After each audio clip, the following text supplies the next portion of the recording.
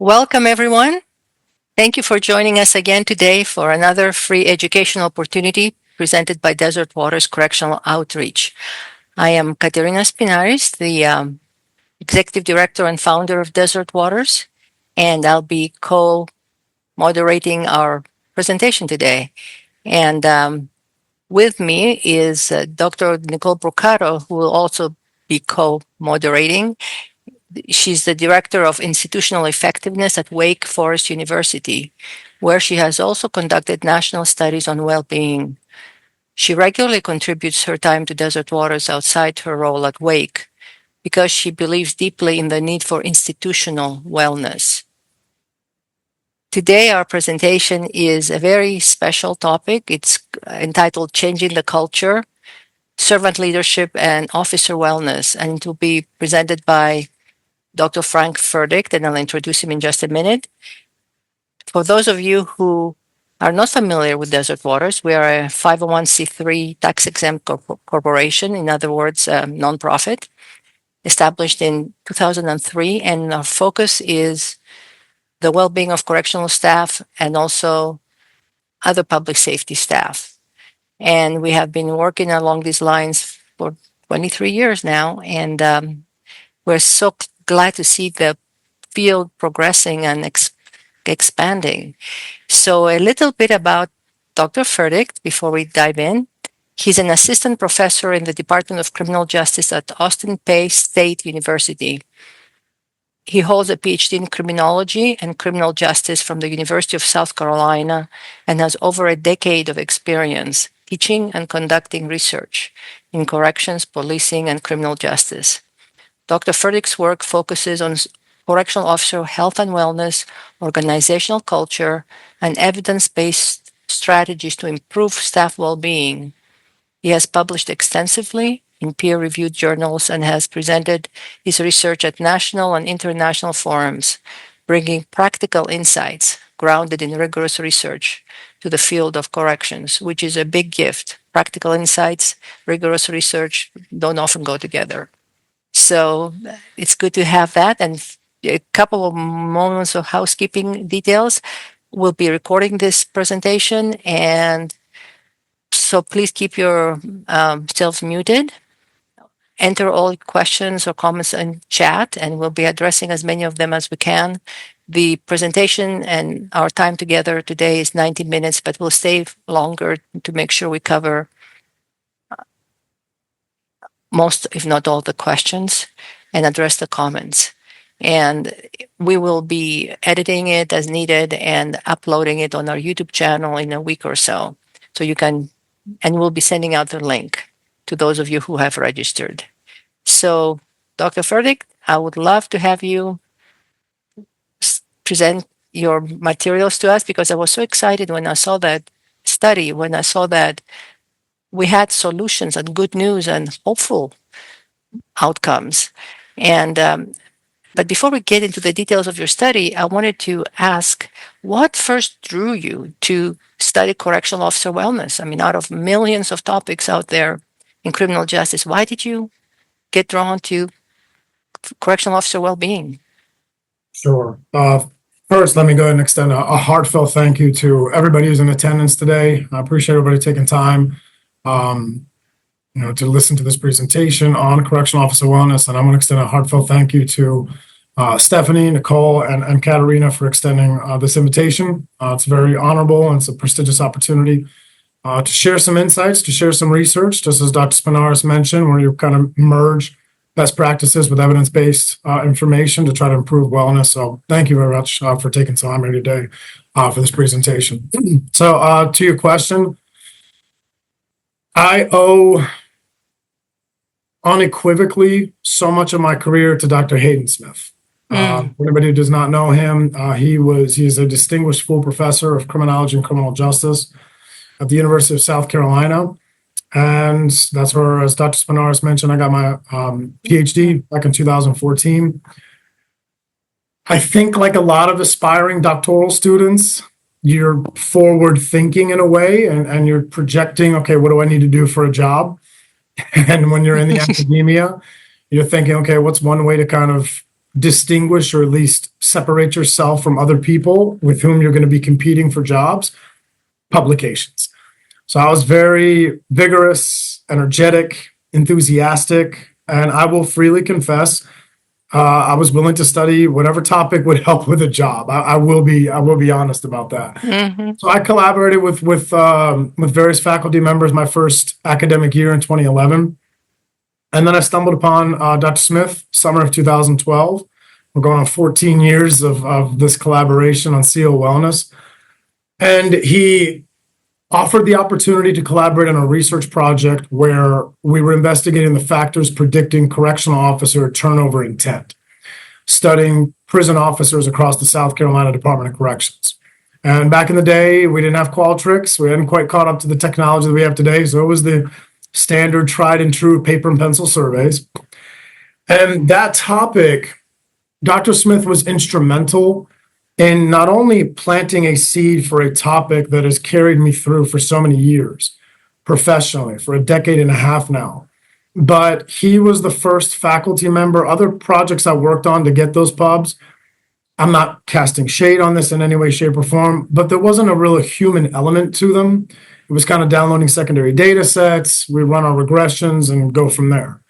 He was the first to introduce me to, as he would even call it, the messiness of original data collection.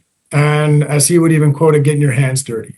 So we printed surveys, we drove to prisons, and it gave me an opportunity to humanize the correctional officer workforce, something that up until that point, I had very little to no knowledge of at all. And through those opportunities and visiting different prisons across the state, I talked to administrators. We interviewed them. We'd sit down over a cup of coffee and we talked to deputy wardens, we talked to wardens, we talked to frontline correctional officers, and I got an opportunity to hear their stories firsthand. I got an opportunity to hear their life narratives in their words. And those stories were so influential, so impactful. They opened my mind to aspects of correctional work previously unbeknownst to me. And if it wasn't for Dr. Smith taking me on those tours and buying lunch for me afterwards, because he knows I'm a poor, broke grad student, he introduced me to the human element of research, A, to the human element of correctional officer research, B. And he was instrumental in placing me on a path for a topic of research that at that time had so much room for development. And since then, it's been a decade and a half of trying to fill the gaps in that area of research. And essentially, he gave me the keys to the car, and I've been driving it ever since. And I've grown to love this topic. I've grown to a passion, a zeal for it. And whatever I can do to try to help, even in an academic sense, even through a webinar such as this, it's carried me for 14 years. I don't see it stop anytime soon. Wonderful. Thank you. Thank you. That's what we need, the passion and the brain together. Heart and brain. I don't know about the brain, but there's the smarts and the passion. We really need that combination so there'll be compassion and understanding and context in the research. So please take us through. I just posted your link to the link to your paper with Dr. Smith and Jenna Cochran Tanner. And Nicole added, and the research rigor. Yes, you bring that research rigor as well. So let's go for it and dive in. Okay. Well, thank you very much once again. So during today's webinar, as everyone can see from the screen share, I'm going to be talking about one aspect of the larger research portfolio that's been done for 14 years, going back to 12, on this broader topic of CO wellness. And what I'll start off by saying is the research finding that correctional work is strenuous, it's traumatic, it's depleting on health, is saturated. That's a finding that has been so recurring across so many studies for so many years now. And it wasn't until probably about the turn of the 21st century that really this workforce started to receive more academic attention, more practitioner attention. And when you come to the conclusion that, all right, well, we understand the hardships, the difficulties, the challenges of this job, and we understand the pitfalls and the consequences of it from mental, physical health standpoints. Okay, we got it. We understand it. I think research should not just be about discovery of problems. It should be about discovery of solutions to those problems.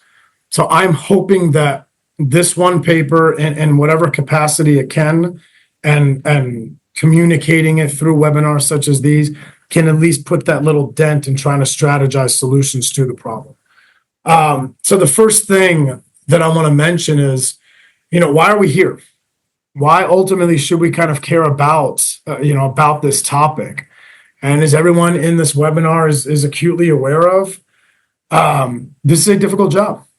This is a traumatic field of employment. And I do not want my next statement to be representative of everyone. I mean, it's difficult to generalize, but anecdotally from my own personal experiences, it just feels sometimes like the job of correctional officer sometimes, I don't even want to say is forgotten by the general public, is maybe disregarded. It's not placed in as high priority, maybe as some other professions. Perhaps it's because it's an out of sight, out of mind job.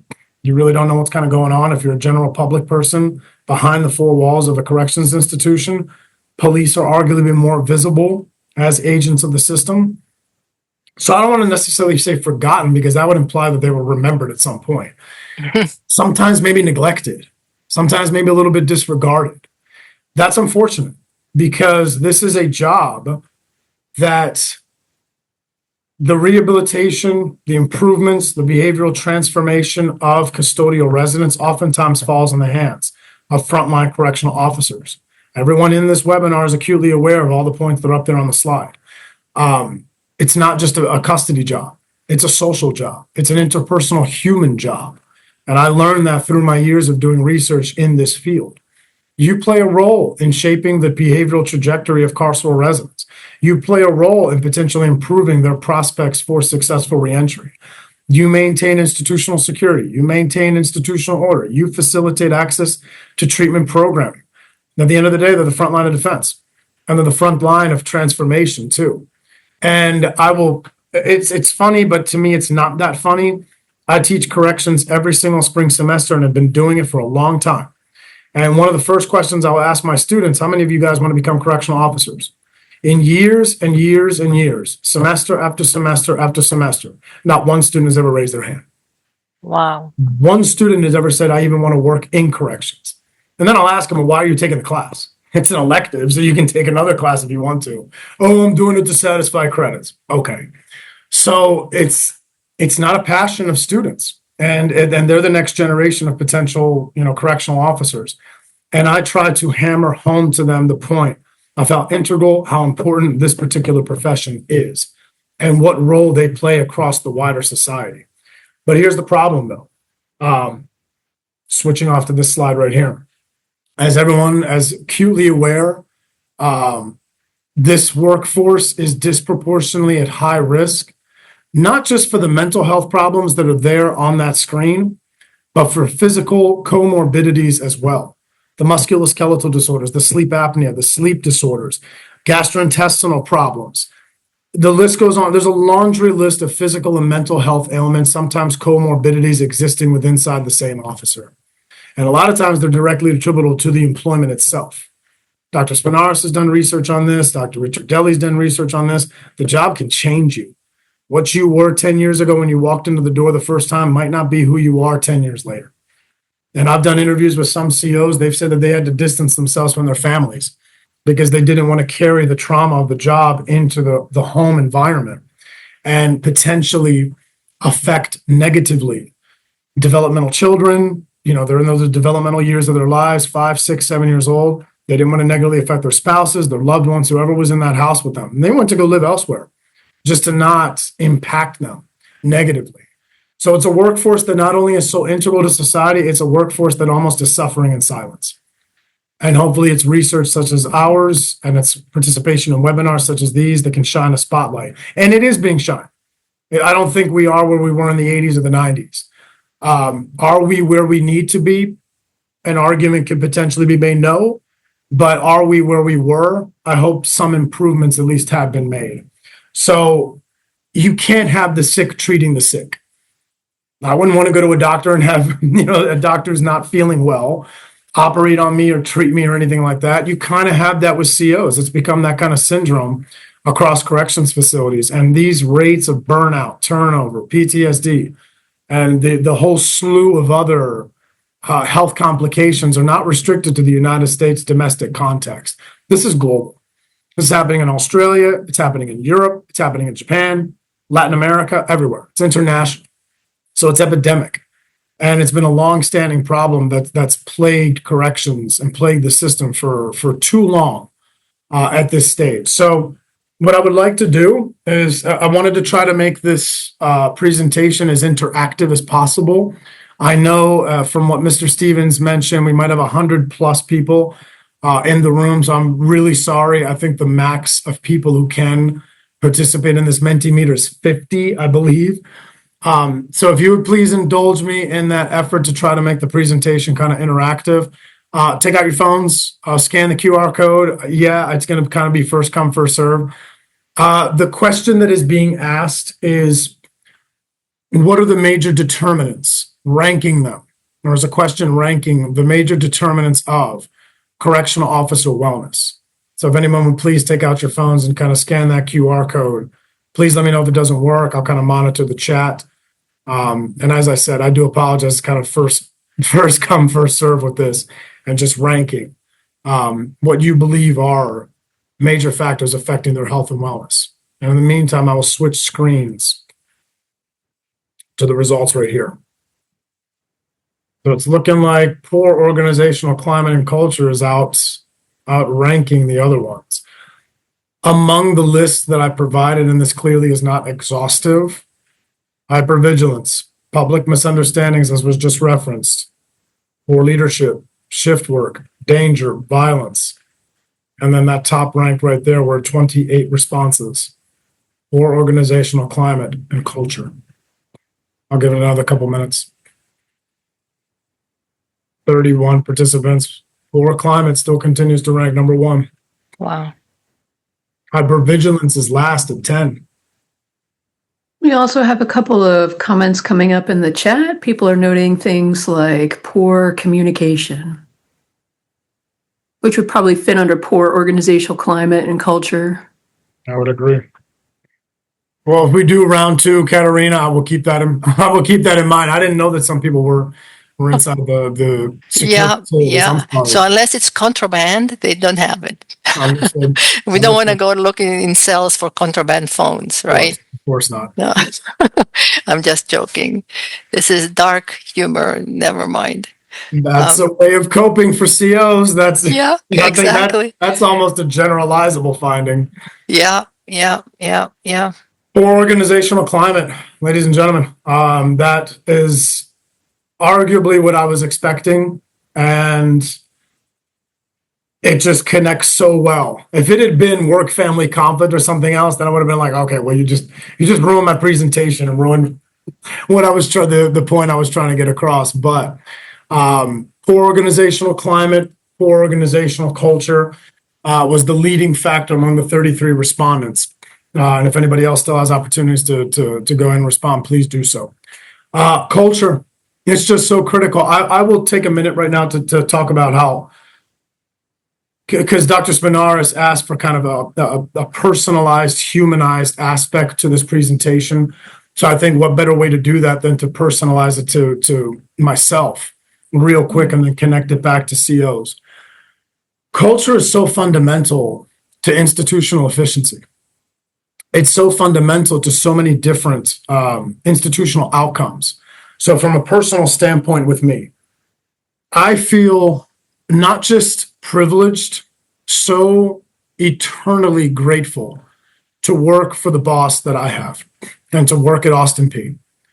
I've been here almost 5 years. August will make 5. So I think that's a large enough sample size of experience to have been at this particular institution of higher ed. There's not been a single day where I've not wanted to come to work. My boss, I'll give a shout out to him right now, Dr. Scott Culhane. I'm privileged to work for him. He comes into work with a smile every single day. He cares about his faculty. cares about his students, cares about the well-being of the department, cares about the well-being of Austin Peay, and it's infectious. It bleeds into everybody else and all of the faculty within that department. You can feel it.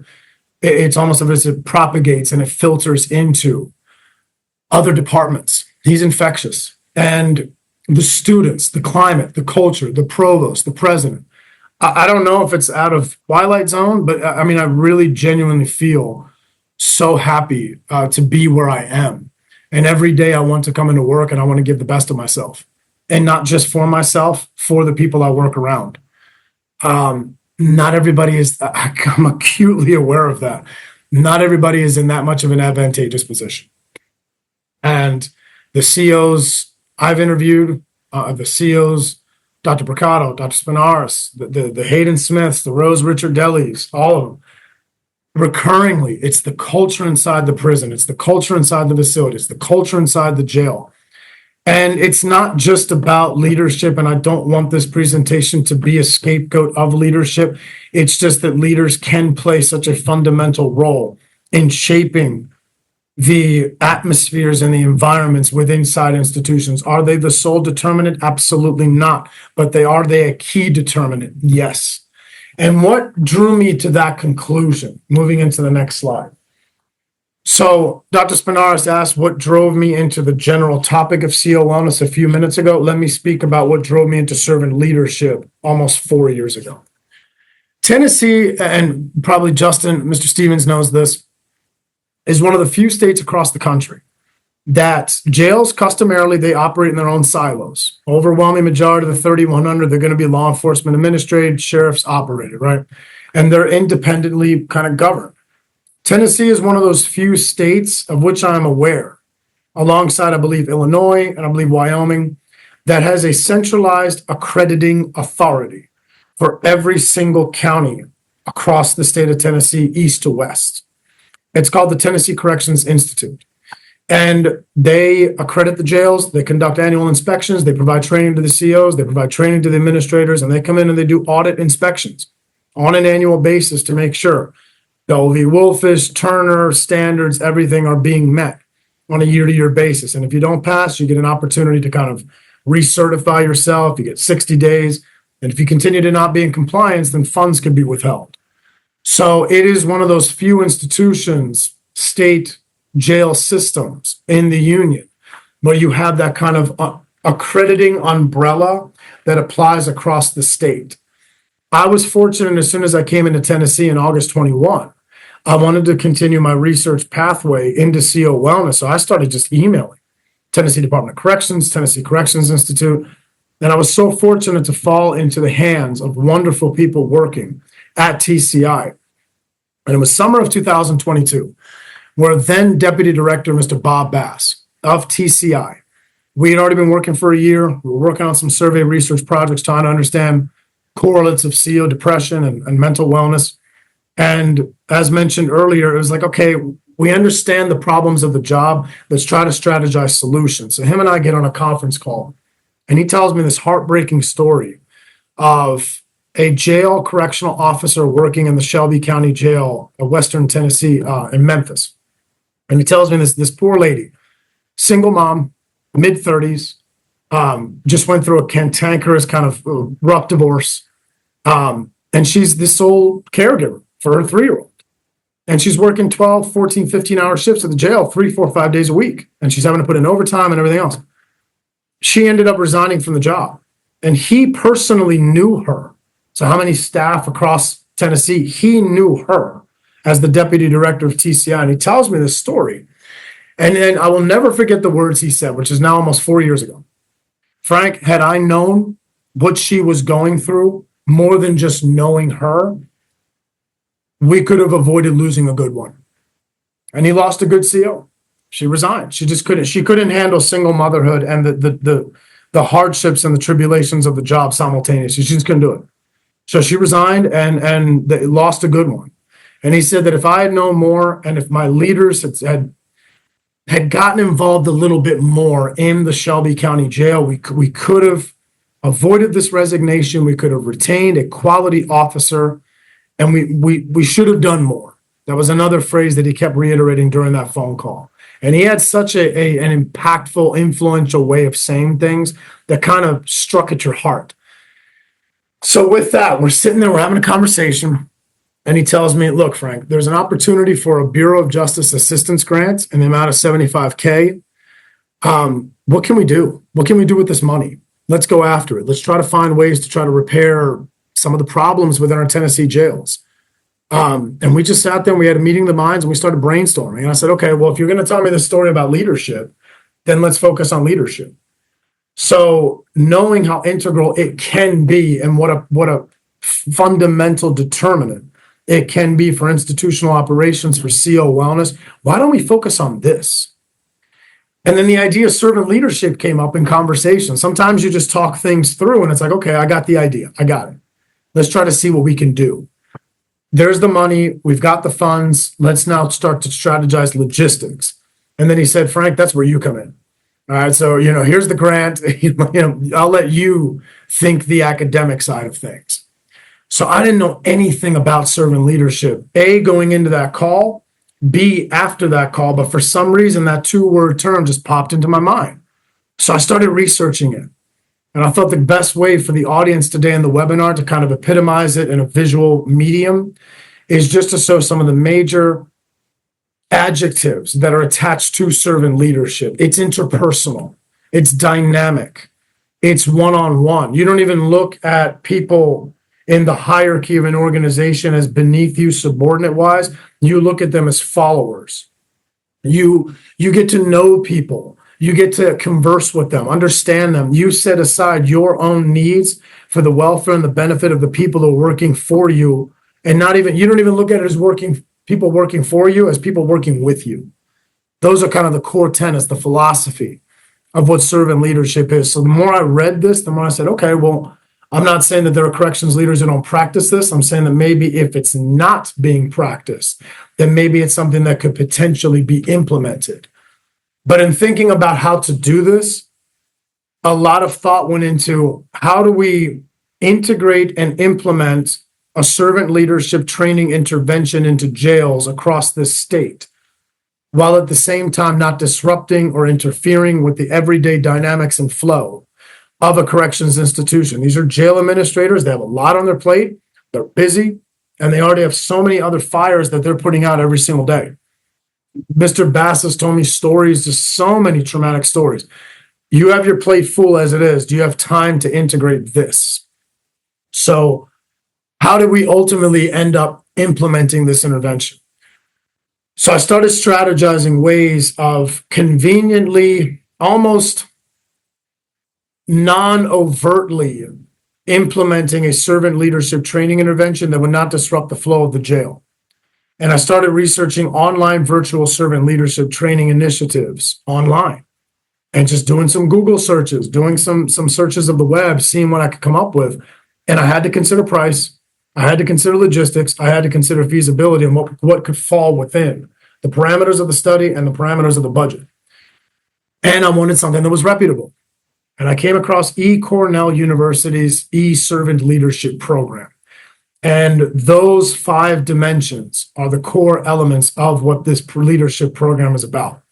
Building character, authenticity and integrity, courage, compassion, culture. The number one reason that everybody on the webinar said that can contribute to deficits in CO wellness. And then finally, credibility. All of these are kind of elements that attach to that previous slide. Core objectives, core metrics of defining what exactly servant leadership actually is. So I got on the phone. I'm talking to the sales reps. Of course, they want to sell me, the program as quickly as possible. But I said, okay, let's put the brakes on this. Tell me more. Tell me what this is about. How's this going to run? So 5 classes, each 2 weeks long, offered completely virtually to take 2 months almost. So about 10 weeks. And there's no in-person classes. There wasn't going to disrupt facility operations or anything. So Mr. Bass, following that conversation about this young lady in Shelby, he says, go out and research this. Come back and tell me what you got. I said, okay, this is what I got. So we had another meeting of the minds, and we said, is this something that feasibly could be introduced and randomly assigned into jails across Tennessee within our budget parameters? And he said, okay, go ahead and do what you need to do from an academic side. And when you then get the jails that you're going to select, I will offer the leverage to try to see if we can realistically implement this. So in terms of a methodology, how did this study ultimately unfold? So within the budget that was available, I had to calculate statistical power, just a fancy way of saying, okay, what's the minimum number of jails that we need here and officers within jails to detect some kind of effect? Because you could have two people, one's exposed to a treatment, one's not, and then you can see an effect. But is that enough to really say, well, this can generalize. This can apply to other people too. Maybe one sample member is not enough. So I had to configure that within the budget, and we were able to do our project with 3 total jails. And I looked at the entire landscape of Tennessee jails, and I wanted to match them according to the size of the institutional population, ratios of COs to carceral residents, the geographic location, whether treatment programmings were available. I wanted to match them on key characteristics of those jails that could all have an impact on CO wellness. And when I came to those 3, I then randomly assigned them. Literally just wrote down the names of the jails, threw them into a hat, randomly picked out one. Like, okay, that's where the servant leadership is going to be randomly assigned. So once I did that in as unbiased a manner as possible, that's when I then contacted Mr. Bass and I said, hey, this is the jail. This is where we're going to do this. Unbiased, randomly selected, assigned. What can you do to see if we can try to make this work? So we got on a conference call with the captain of the jail, who could not have been more receptive to this idea. And we said, we want to randomly assign this leadership program, gave him the brochure. So the print screen from that last side, that was part of a 2-3 page brochure. And I can share that link if needed. Describing in detail, what is this program? How's it going to run? What is the involvement and the request? What's going to be shouldered by the participants in the servant leadership program? And who are the administrators most intimately involved, acquainted, and who interact in a face-to-face manner on a day-to-day basis? Who have the most leadership effects on the frontline COs? Who are they? So in the end, it turned out being 9 administrators within that jail, and it was $2,500, if I recall correctly, per participant to take the servant leadership program. So it brought us to about a budget of almost $20,000, where we were able to pay for these 9 administrators who had the most contact with COs who took the 10-week servant leadership program completely virtually. So once we did that, Mr. Bass said, okay, we got it. We have the buy-in. We have all these 9 administrators. They're willing to do this. That's when I started to collect pre-intervention survey data from COs across the 3 jails in April of 2023. That was wave 1 data, and I wanted to measure metrics of their health and wellness, and specifically looking at the depression, the anxiety, the burnout, and I also wanted to measure institutional culture perceptions too. And then I controlled for resilience, I controlled for demographics, so I included those measures that were in the surveys as well. The intervention was administered early in that summer of 2023. I let it run its course, and research that's evaluated servant leadership has said, let it take time to take effect. So as soon as the intervention is over, day 1 after the 10 weeks, don't collect the post-intervention survey data then. Let it take effect. Let it have some time to kind of germinate. So collect the post-intervention survey data at least a couple of weeks, if not months, after the closure, the completion of the program itself. So that's exactly what I did. So now it was much later into 2023 where I reissued again digital links, Qualtrics surveys to the officers across all 3 jails. And now I was able to compare pre and post intervention. The problem with those data is that I wasn't able to really do a lot of one-to-one matching of who responded wave 1, who responded wave 2, because I had to keep the survey kind of anonymous. But I was able to kind of get an aggregated total figure of everything. So long story short, in terms of the methods, matched those jails, came down to those 3. We coordinated alongside TCI to see administrators who would be willing to do this. And the fact that those 9 administrators during those conference calls the fact that they were receptive to doing this, one thing that we asked them, have you ever practiced servant leadership? They said no. Because you want to make sure that it wasn't already happening. And you want to make sure that there's equality across sample members as much as you possibly can. They said they never even heard of it. So I'm like, okay, great. This is good. And it was only until none of the officers knew which jail was going to get servant leadership. So we kind of kept it. It was blinded on their side. I knew who was getting it, obviously, through random assignment. The officers didn't know. And we asked those administrators to practice the tenets of the core leadership of the E. Cornell Servant Leadership Program. Practice those tenets in your day-to-day operations with the COs.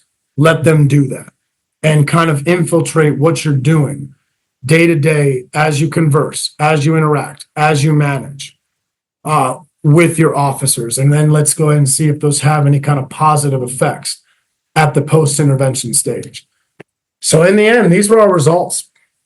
And what I will say is this paper was submitted to a couple of other journals before it ultimately landed here in Justice Quarterly. I will freely admit, and Dr. Spinaris and Dr. Mercado will probably back me up on what I'm about to say. Sometimes the original paper you send out is not the same paper that's published. So it goes through those multiple rounds of revisions, and the reviewers come back and say, well, why don't you do this? And why don't you do that? I will freely confess right now. So when Dr. Spinaris says brains, I didn't think about this. 3 reviewers at another journal said, why don't you look at the effects the treatment is having on culture and see if there's kind of a pathway? Is servant leadership affecting culture, and then is culture affecting the mental wellness? So I only had treatment affecting all these variables at once. And I was like, okay, these 3 reviewers just brought up something really cool. And if I want this paper to get published, you never know if you're going to get the same reviewer. It's always a not. I need to do this. I've got to do this. So, meeting of the minds with Dr. Smith, meeting of the minds with Jenna Cochran-Tanner, my student at APSU, we said, okay, how are we going to do this? So we wanted to see if exposure to the servant leadership and now interacting with those leaders in the treatment jail not only positively impacted your mental health, those 3 metrics right there, anxiety, burnout, and depression, did it affect your culture and how you viewed ultimately the institution? How were these different composite variables measured? There is a strong leadership in this jail, kind of strongly agree to strongly disagree. Leadership leads by example. There's no bias in decisions. There's distributive justice. There's procedural justice. And then the inventories for depression, anxiety, and burnout, they were taking from validated metrics of those 3 different mental illnesses. And in the end, it was found not only did servant leadership positively impact organizational culture, there was a bit of a mediation effect. So in other words, servant leadership affected culture, which in turn affected mental health. But servant leadership also affected mental health even without culture. So it just kind of came to show how powerful working for the servant leader was for officers in the particular treatment jail. And in conversations prior to this webinar with Drs. Mercado and Spinaris, we kind of asked, okay, well, what could have been the long-term effects of this? There was only so much money to collect, only so much data. So I can't answer that question years and years and years later. But I would speculate that these great findings right here were almost kind of a shock effect. Like, whoa, like what happened here? The leadership styles, the method of engagement, the method of interaction, the method of interpersonal dynamics almost has changed just like that. And again, the COs didn't know even what was going on. Only those leaders knew, and that was it. So it was kind of like, okay, well, something changed here. And I think these initial positive shock effects, would they sustain over time? I would hope so. Only more data could really show that. So this right here is just kind of showing how the servant leadership had both direct, straight arrow effects on CO mental health, but also that it affected culture positively, and then it affected the mental health as well too. And Dr. Smith said one thing to me a long time ago. He says, sometimes when you're trying to contextualize a research finding, put yourself in the research finding. So if I'm working for a servant leader, how would that affect my view of Austin P and then affect my mental health? Well, makes me feel good, makes me feel valued, makes me feel heard, makes me feel like I'm a part of the team, that I'm protected, I'm heard, I'm validated, not just as a worker, but as a human being too. And then that in turn can then go and positively impact how I'm feeling about myself. So that's kind of my own personal contextualization of what this result at the end of the day kind of is. So with this study, it's but one. For anybody who's had an opportunity to look at it, I know Dr. Spinar's put the link up there. There are not a lot of experimental tests of servant leadership in any organizational dynamic, at least as of when I did the literature review a couple years ago. Has it changed since this study came out? I don't know. But up until doing the lit review in 2024, and then it getting accepted several months later, nothing. There was no experimental evaluation, randomly assigning you're getting the treatment, you're not.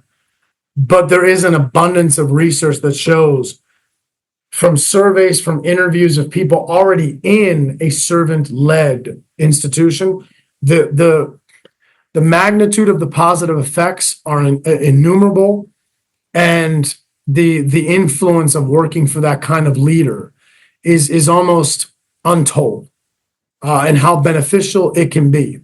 And one thing I don't think I mentioned was it was Greenleaf in 1970, nearly 6 decades ago, who was originally pioneered the idea of servant leadership. So I immersed myself in his writings, his book, his articles, to familiarize myself as much with the tenets of servant leadership. And that helped me then in the end with those conference calls with the leaders of the treatment jail to explain, this is what you're going to get out of this. And they were so receptive to it. I'm grateful for it. So I don't know if at least in corrections, I'm fairly certain there have been no other replications of this study. It'd be great to see that in different contexts and circumstances. This is just 3 jails. It's just one study. It's just in one state. I can't draw major conclusions from this. I want to be very careful in any implications that are drawn from this one study. But it does contribute to a wider body of knowledge that shows that servant leadership, and when you lead by putting the welfare and the needs of your followers ahead of even your own, it can reap enormous benefits. And this is just one more study that kind of adds to that collective body of evidence. It was an experience doing this study. I've never done a randomized experiment before. I will say that the institutional leaders who participated in the servant leadership, and they dedicated it was a lot to ask, because you got to envision, as clearly, I'm speaking something that is so well known across this audience. Being in corrections is time consuming. It's already depleting. It's a very difficult job. For these leaders to open up their time, their lives to this was so beneficial, and I'm so grateful for them to have done that. And I've had debriefing conversations with those leaders, 3 of the 9 in particular, and they've told me how much they learned from those 10 weeks, how much it revolutionized and changed their approach to not only being leaders in corrections, to being people. It humanized the workforce. It humanized their outlook on not just COs, but the clients of the corrections system. And I won't say that they thanked me for participating in this. If anything, I thank them, because you're offering your time, right? And there was no compensation in turn for this. The only compensation was that you're going to get it for free. That's it. The grant went to go fund Cornell.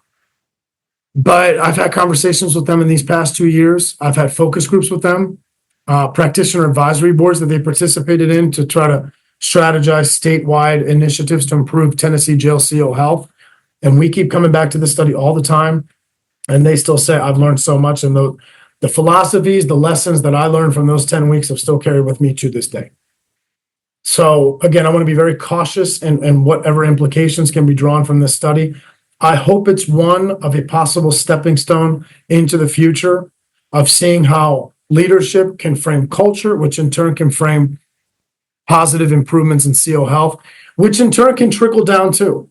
Maybe it's a downstream effect, maybe it's a trickle down effect.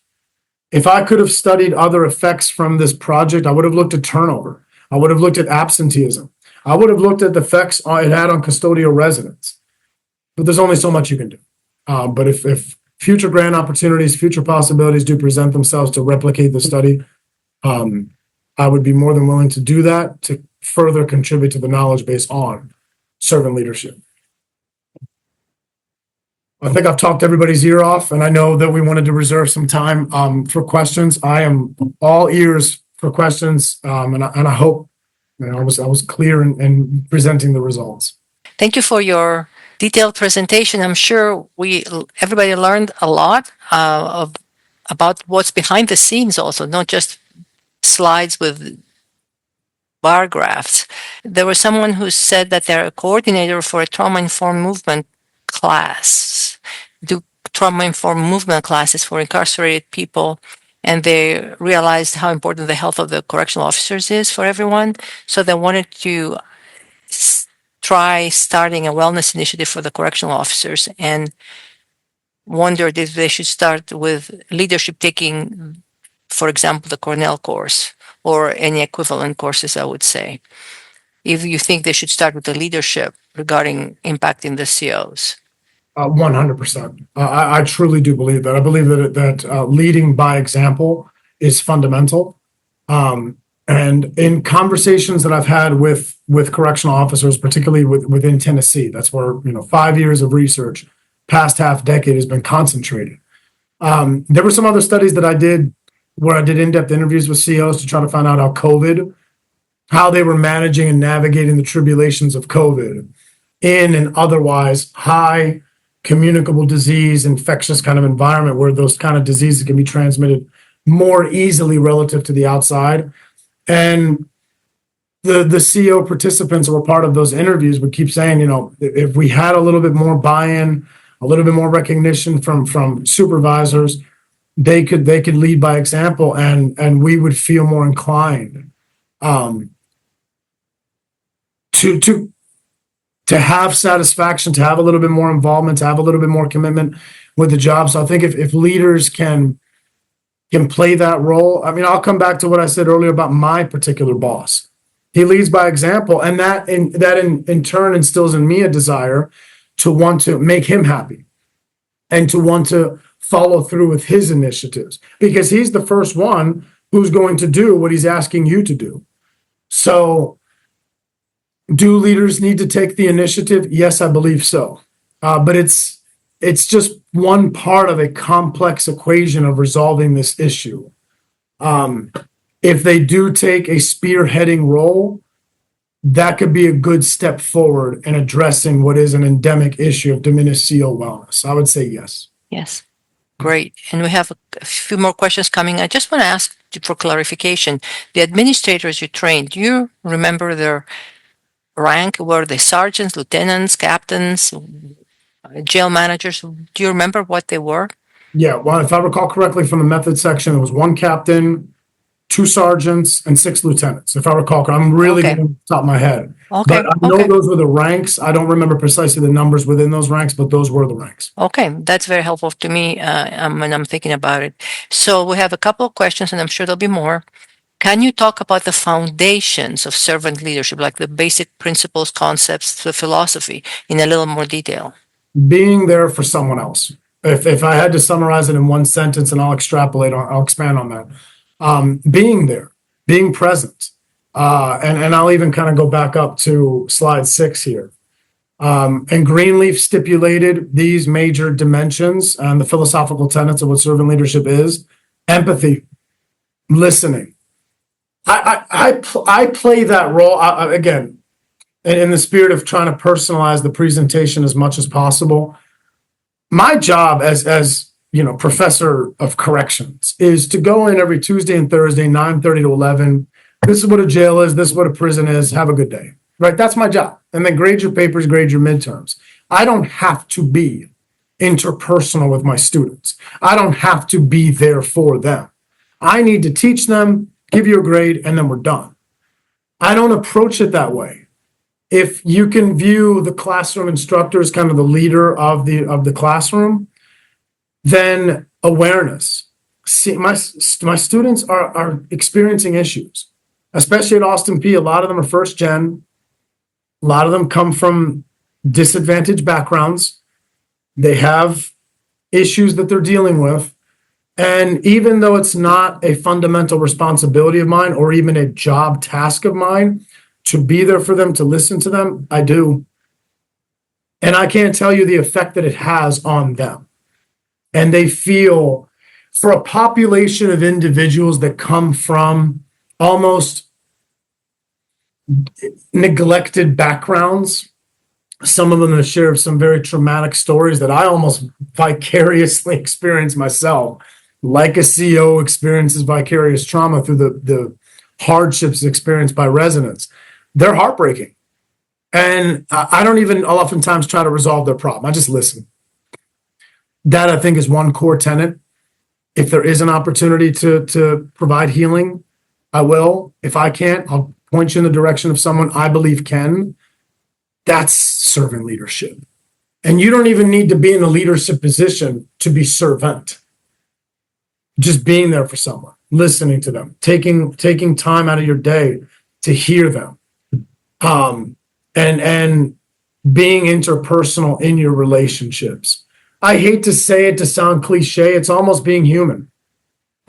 And sometimes maybe in corrections, there's no other institution or no other system where the importance of humanity is needed more than in corrections. And sometimes maybe you kind of lose sight of that. So I hope I was able to kind of expand a little bit and contextualize the philosophical foundations of servant leadership. And I hope I'm also giving due credit to Robert Greenleaf as I define that. So really, we're back to the very basic of love. Really, everything you describe is some kind of expression of love. And so love conquers all, as they say. And the Beatles said, all we need is love. So there's some truth there, right? A lot of truth. So we had I found online actually a link with some of your slides posted. Just wanted to let you know, maybe I'll share it with you, Dr. Furtick, also. I just posted it on the chat. Then a very interesting question. Can servant leadership be taught to line staff? They're leading the incarcerated population, and this would also serve as a primer for future staff leaders. So teaching it to lower ranked leaders, quote unquote. I would say yes, and that is something that I've given as much thought and consideration to, as much as I thought about applying it to the leaders of the jails across Tennessee. Correctional officers are leaders. They can play the role of role model. And I would freely confess right now, I don't work in corrections, so a lot of what I know is empirical. Through the research that I've done, through the investigations, through the surveys, through the experiments, through the interviews. And what I've learned, I mean, you do learn something from, decade and a half of that area of research, that you're a role model, you're a figure. You play such an integral role, bringing it full circle back to the beginning of the presentation, in not just the correction system, but the wider legal system, domestically and internationally. Can you play a role in shaping the behavioral trajectory, in shaping the day of a carceral resident? Just being there to listen. And I will say this, through a lot of interviews with a lot of CEOs in Tennessee jails, in particular higher ranking ones, they told me stories of people getting arrested, coming off the streets in Nashville and going straight to the Davidson jail. And they felt almost silenced. You're not letting me have a voice in whether I did test positive for COVID. You're just putting me in quarantine. You're not giving me any opportunity to express myself. Like, I was hearing these stories through those interviews, and unanimously across the officers who were being interviewed, I think it was 21 of them, they just want to be heard. Well, that's servant leadership. Yes, can that be applied to officers? Of course it can. And maybe It can apply just to certain officers, and it trickles, it trickles kind of latitude horizontally across the board, and it's laterally across other COs within the same institution. That method of love, as Dr. Spinara said, compassion, healing, empathy, foresight, it can be infectious and it can be persuasive. So yes, unequivocally, this brand of leadership is human based. So it can apply in an interdisciplinary manner across so Yes, many different fields. and it's infectious also in a good way. I said laterally. And there is a follow-up question that I wanted to ask you that I believe Dr. Brocado had alluded to when we were discussing these matters online a few days ago. Do you find that correctional staff are less enthusiastic to sign up for servant leadership due to a negative perception of servant leadership, which doesn't necessarily align with the normal culture, I would add, of toughness and being the boss that exists in corrections, a power posture? So is there something about servant leadership that will make it basically inherently unattractive? Like, I don't want to be seen as a wimp and be taken advantage of, and shying away from servant leadership training? I think that's a question that has so many layers to it. It's contextual. So there's no generalizable answer to that question. So Dr. Picado was absolutely right in bringing that up. It's going to depend on the person. From the chat, I'm trying to answer the questions at the same time, also looking at some of the questions in the chat from the attendees in this room.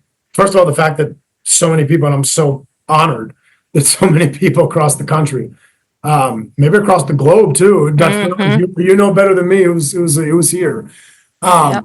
I'm so honored that so many people are here. That already speaks volumes right there. I will share kind of a funny story in response to that question. So the response, it depends. And does that word have a negative connotation? It can. It depends. So one of my colleagues was a former Nashville Metro police officer for 20 years. And if you can envision the kind of hyper masculine, wonderful person, but has that personality, type A, very dogmatic, very controlling, kind of assertive disposition, assertive personality, a teddy bear, but when it comes to taking initiatives, being in the position of authority, today professor, yesterday police officer, I asked when I was typing up a paragraph of this paper, you want to get some feedback, get an edit, can you get a second set of eyes to look at the writing and everything? And I asked, hey, do you mind kind of taking a look? Like, does this paragraph read well? As soon as the word servant was read, no, Frank, no, we can't have that. I don't know about that word servant. And I'm like, that's the name of the leadership. Like, what do you want me to do? Like, that's the title of it. I can't do a disservice to Dr. Greenleaf. That's the name of the thing. So I said, thank you. I appreciate your input. I appreciate it. And obviously nothing changed. What do you want me to do? Like, that's the title of the leadership. So I think, Dr. Mercado, it's so contextual. I will say this. I never had a negative connotation when I saw that word. That's me. So I really think it just depends. And one final thing that I will say, cultures change all the time. And culture is reflected in symbols. It's reflected in language. So maybe the meaning of that term culturally will evolve over time, and maybe it'll change. And maybe this is one way of creating that change of what that means. So we'll see. What the definition of servant today may not be the definition of servant tomorrow. And I saw somebody send me some information about the book someone wrote called Serving Leadership. And instead of servant, serving with ing at the end. And I thought that was an interesting edit because it might make it easier to swallow. Yes. Serving leadership. That the function is to serve. But that means still that people have to get past the sense that being a leader means I have power over people, not control what they do, and they're here to serve me. So that's a big leap. Dr. Brocaro, do you want to add anything to this point? Or if not, that's fine. If yes, great. Yeah, I just saw there have been a couple of folks who've asked related questions in the chat, and extending this just a little bit further, someone asked about how they would maybe approach organizations to take part in related training. So, right, understanding that every context is different, how do you even start this conversation? I would hope that my story could serve as a model of how to broach that topic. So my story was human. I think the central element of today's webinar is humanism. That's what it just feels like. And when Mr. Bass told me that story, he humanized that lady for me. I don't know this lady from Adam. Never met her. Probably never going to meet her. I'm still talking about her 4.5 years later. She served as the inspiration for this study. She served as the inspiration for servant leadership. If you can humanize the workforce and broach the topic to other organizations, then maybe that could be a way to open the door and to now introduce either servant or serving, however you want to qualify it, leadership into that door. That's one way. A second way is, well, maybe these results could speak. Maybe they can be a stepping stone. I'm seeing wonderful comments in the chat right now that at least it's a stepping stone. It's a launching pad.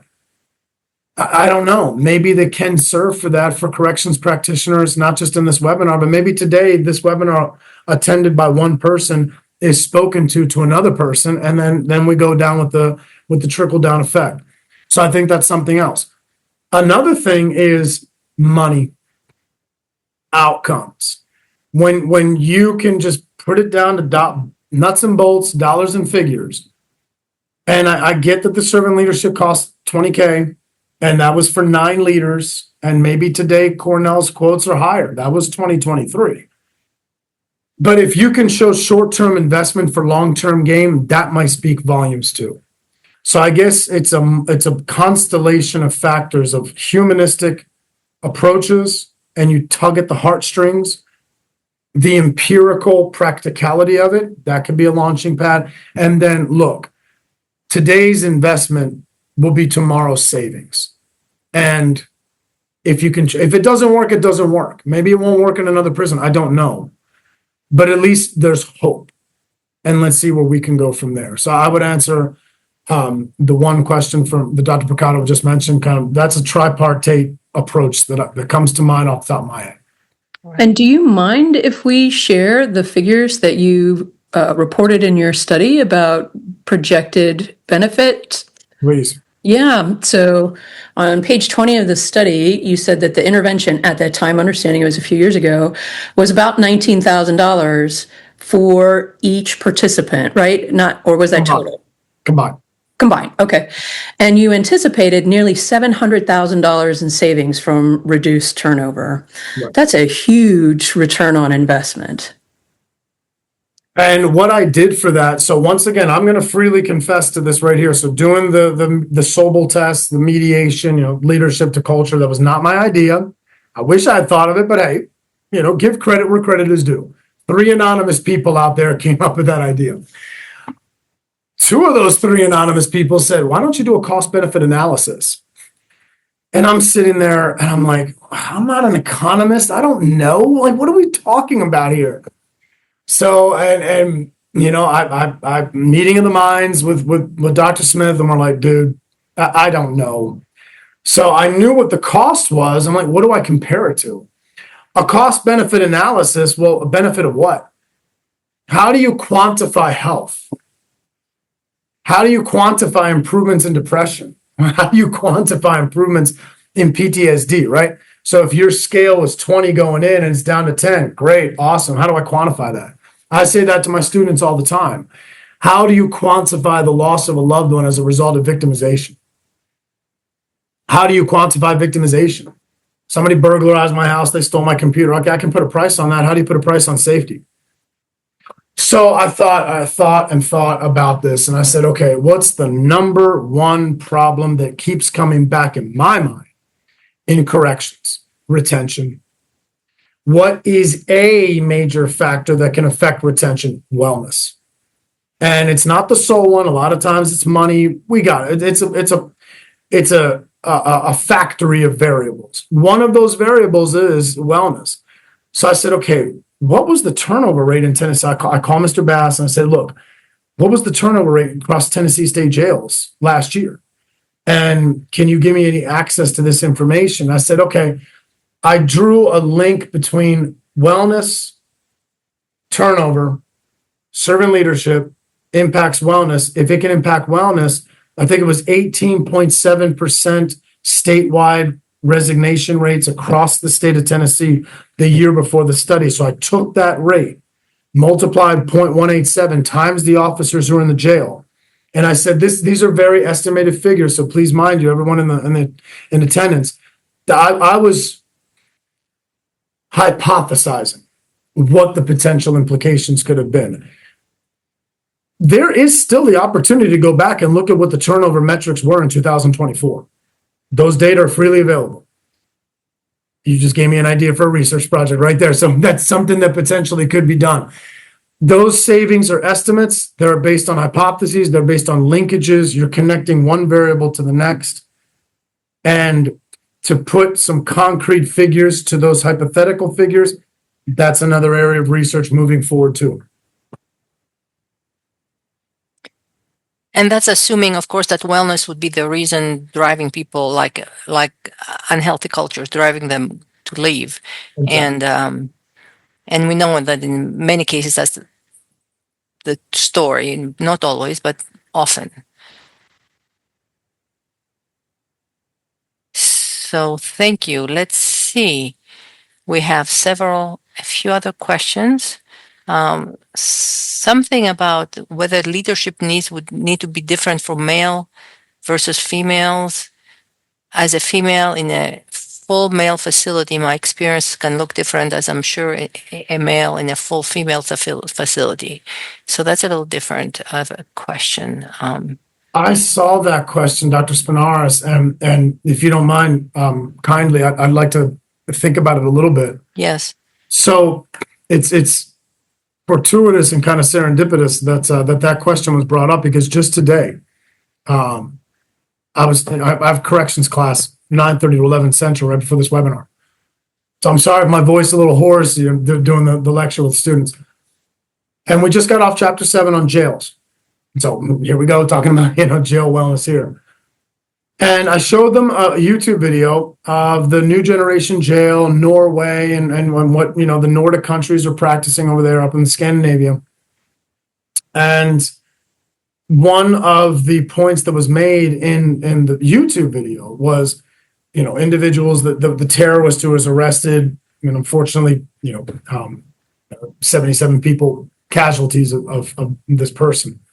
20 years, and he was going to be, released. And my students, a lot of them are strong-headed. Let's just put it that way. And wow, what is this? Oh, he should have, a needle injected in him. That was what my students were saying. And I said, well, hold on, guys. Let's talk about this.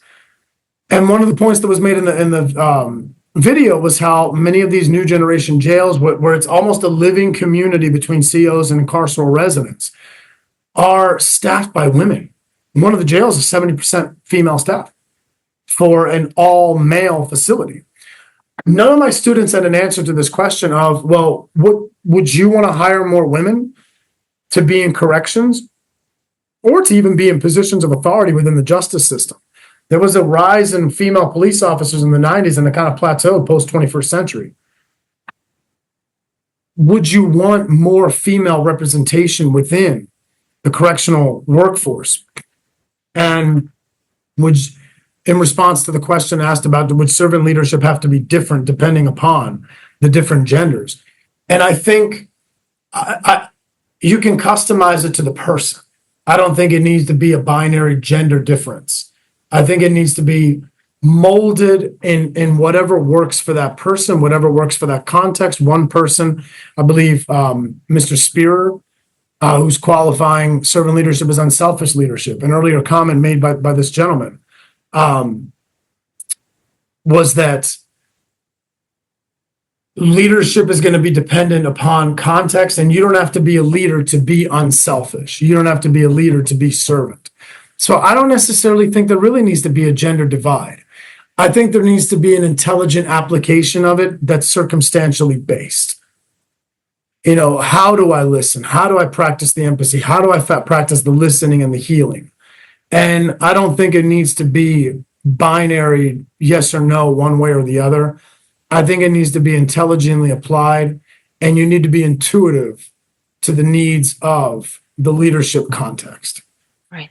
And thank you. If I may add, we see this style as part of an overall perspective and a set of tools to be used depending on the situation. There are times when a servant leader will realize that it's an emergency, they have to take charge and become very directive because the circumstance requires it. Or they may be doing some vision casting and encouraging people to kind of step out of their comfort zone.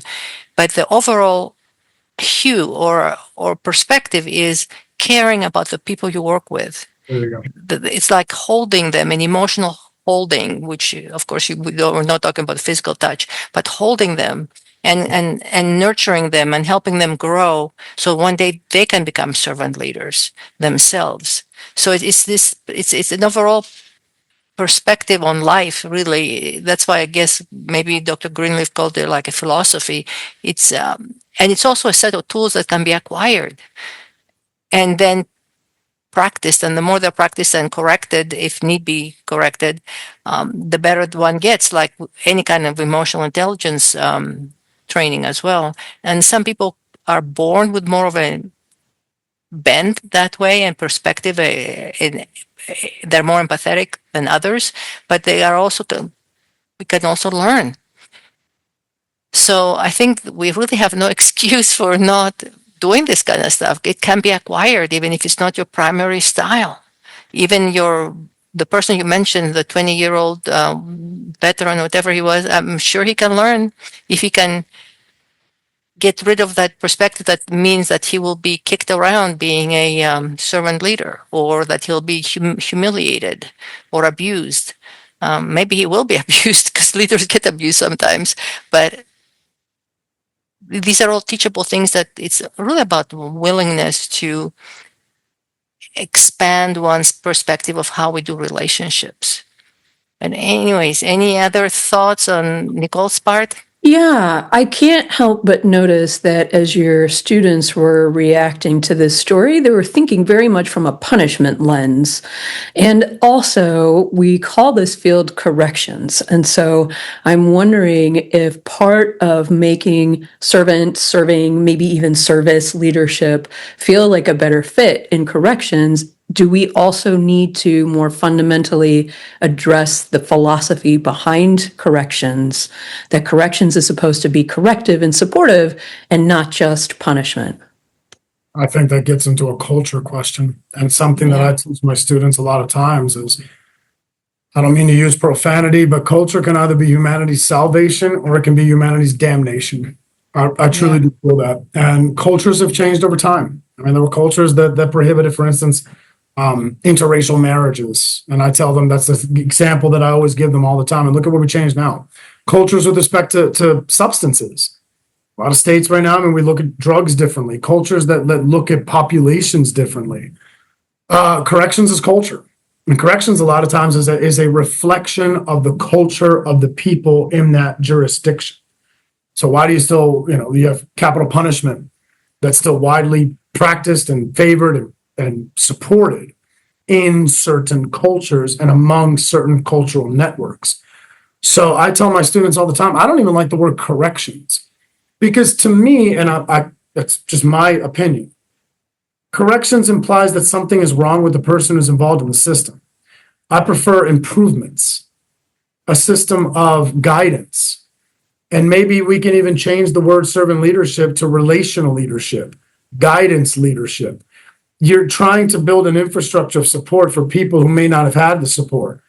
Now, some people get caught up in the correction system. They make their decisions right, but you need to individualize that treatment. And I also tell them this one phrase, and I repeat it time and time again, week in, week out. If you want to resolve a problem, you got to understand it. And I saw all my students today just shaking their heads no. At 20 years for a terrorist, oh my God. I said, why are you guys reacting that way? I'm not judging. I'm inquiring. And, maybe it's just the hard-headedness, and they've been raised and acculturated to view, oh, you got involved in the correction system, you're othered, you're ostracized, you must be a horrible, less than a human subject. I said, okay, if you guys want to view that, I'm not here to judge. I'm here to give you a different perspective. You then do with that what you will. I'm not going to tell you what to think. I'll tell you what to think about. So I say those things to them all the time. Yes, Dr. Mercado, I think it's a change in how we view corrections starts with a change in our cultures. And hopefully, webinars such as these, people who are attending them, that's a start. And that brings us to the point of what we had the president of one of the Norwegian unions a couple of times do a webinar with us, and we talked about the fundamental pillars of their philosophy in corrections and the whole society.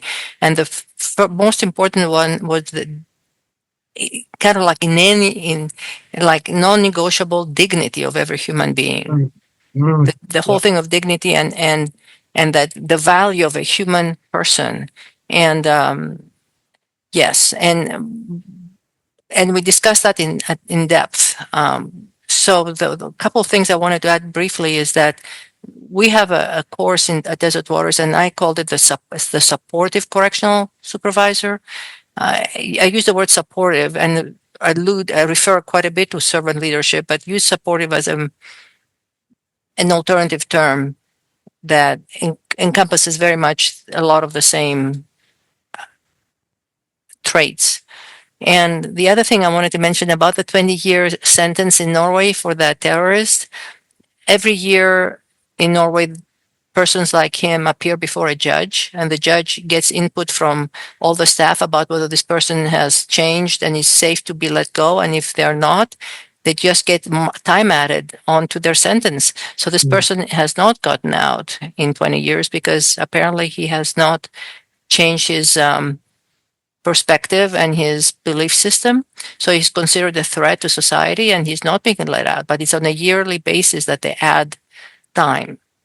So they don't just open the door and just say, go now, because your 20 years are up. They are evaluated very, very, very closely the whole year round. So that's something to share maybe with your students. I can share more with you if you'd like about that. No, please, definitely. But it's a very wise perspective, very balanced. So let's see any other questions. And Dr. Brocado, we had some other questions too you may want to ask, and I have a few here. I've done a lot of talking. If you want to do some of the anything, you're welcome. This is a comment myself more than a question, but I'm so glad to hear this conversation moving in the direction of talking about respecting individuals' value and uniqueness simply for the sake of the fact that they are humans on this planet. Sometimes, particularly in very transactional cultures, we can reduce people to how much they're contributing to society in particular ways, or whether or not they hold certain beliefs or values that others of us hold as belief or values. And also what we know just very practically from lots and lots of years of behavior change research is that you cannot shame, punish, or guilt people into changing behavior. And so Dr. Fertig, I really appreciated your language about let's not even talk about this as corrections. Let's maybe talk about this as improving, supporting other sort of positive growth mindset attributes. Yeah, that really resonated. I'll add even another verb to that, preparing. And sometimes you don't, sometimes the infrastructure of success is beyond your grasp. And preparing for successful reentry, preparing for a post-justice system involvement life. That's at the core what corrections should be about.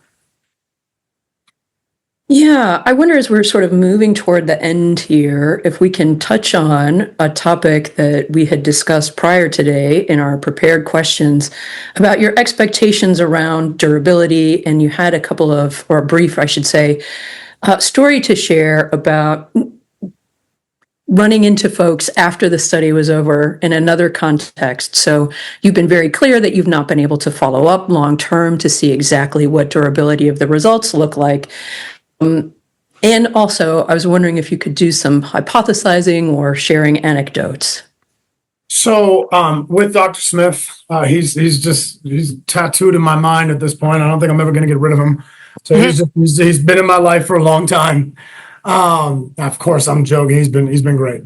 So with the research that we did, we partnered together in summer of 2024 with a couple of other researchers. And slowly, we're working with Dr. Mercado, we're working with Dr. Spinaris. I think, we're getting out there. So we ran practitioner advisory boards. If anyone may not be familiar, a community advisory board, obviously community, public members getting together and trying to resolve some issue within the community, whatever it is, crime, health issues. So for practitioner advisory boards, it was a way of empowering corrections practitioners across the state of Tennessee to give them a voice in determining, what can we do to improve your health? So connecting back to the point that was made at the beginning of the presentation, that we got it. The research is saturated that this is a tough job. Okay, discovery of problems, discovery of solutions. Well, one way to try to solve the problem, go to the core, go to the source and understand it. If there's a problem at Austin P with professors, well, why are you going to the local court to find out what's going on in Austin P? Go to the school and figure out what's going on. So some of the interventions in Dr. Spinaris and I believe Denhoff, I hope I'm pronouncing that right. I know you've done some research, but I know that last name.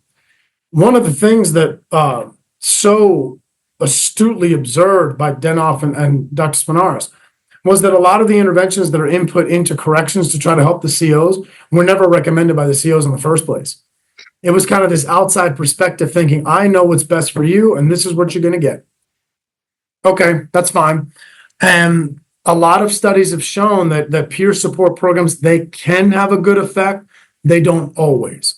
The voice that's been missing a lot, not always, in improving CO wellness has been the CO. A lot of times. So our idea was, why don't we hold these practitioner advisory boards with corrections professionals across Tennessee, three of whom were 3 of the 9 who participated in the servant leadership. Only through that, I was able to find out their anecdotal stories about how they experienced it and what they were ultimately how they were able to implement it within the jail. And TCI holds annual conferences every fall in September, bringing together all the major sheriffs, all the deputy sheriffs across the entire state, and they do it out in the mountains in Gatlinburg. And I've been graciously invited to go present, research from servant leadership and other things I've done with Mr. Bass. And a couple of times I've spoken to those 9 administrators who participated in this project. It has never been anything but positive comments about it. And even though that's anecdotal, it's not empirical, it's not been published, it at least felt good to me that, all right, why are we doing this research? Why are we here? We want to try to make improvements. It gave me validation that maybe something right was done, and it offers a stepping stone towards moving into the future. And those practitioner advisory boards gave the participants a voice and gave them empowerment to tell us what they need to address their own personal problems. Thank you. So the thing would be, of course, then what does the decision maker make, or the decision makers make with that information? Do they follow up, or does it gather dust on a shelf? Because I know with correctional staff, sometimes they said, we have told you, we've done umpteen surveys, but nobody's acting on them. Nobody's following up. Nobody's making changes. They wait till their successor will do something.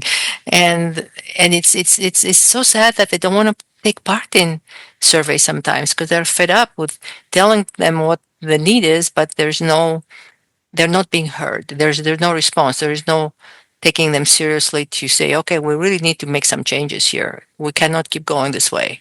Otherwise, nobody will ever want to work in a jail or a prison again if we keep going at this rate. I mean, it's really a crisis, a catastrophe in terms of short staffing, like 50 and 60% short in some places, exhausting the people who are still there. So yes, we need to make some changes. We cannot keep going that way unless we want the same outcomes, which is not what we really say we want.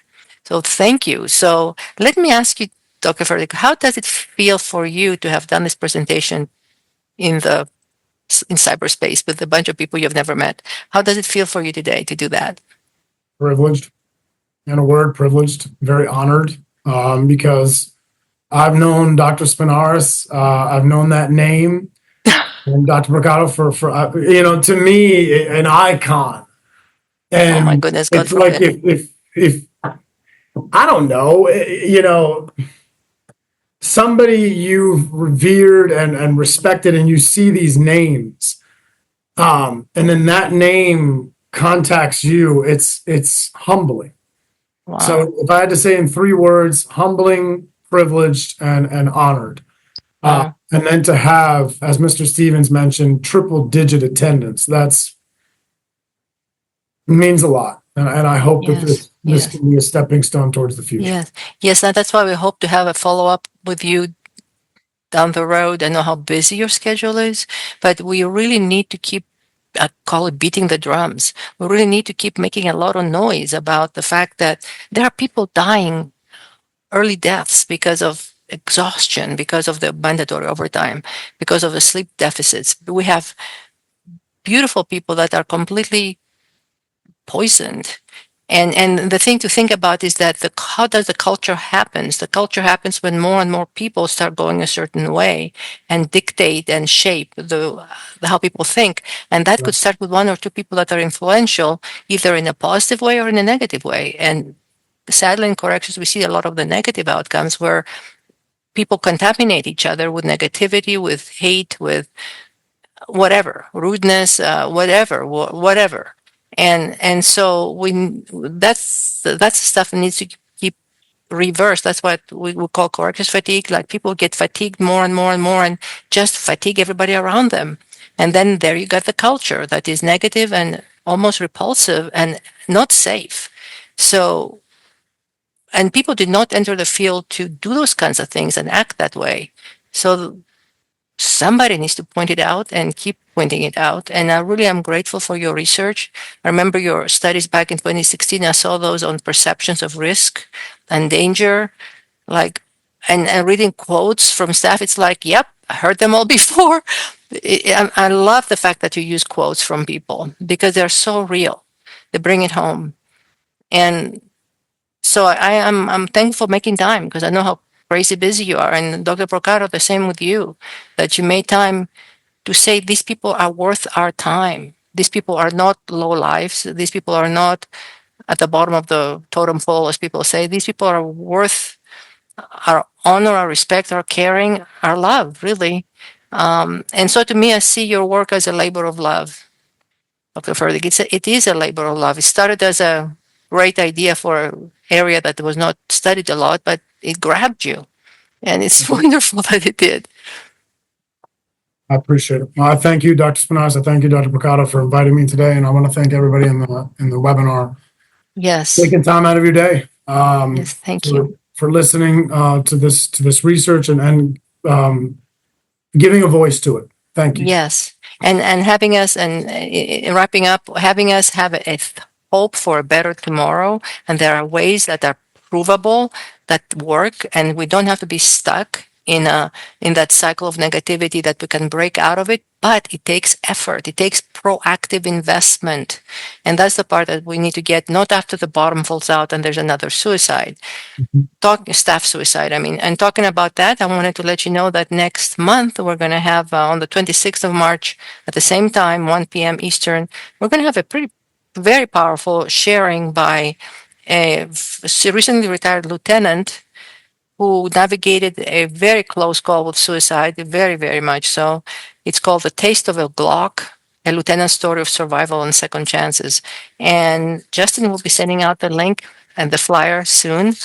But we invited Lieutenant Brian Hughes to come and share. He's done wonderful work writing for our Correctional Oasis, to share how he got to the place of wanting to kill himself, but what made him turn around. And he's alive to tell the story years later now, and reclaimed his life. And so we wanted to have the research, and then we want to have the live human being. And we thank you again, Dr. Furtick. It's wonderful. And Dr. Brocado, again, wonderful. And all our team that I see here, keep the faith, keep doing the good work you do, and you are making a difference. You Thank are you. making a difference. I think we all are. So Yes. keep up the Yes. good work. Thank you. Thank you so much. Thank you.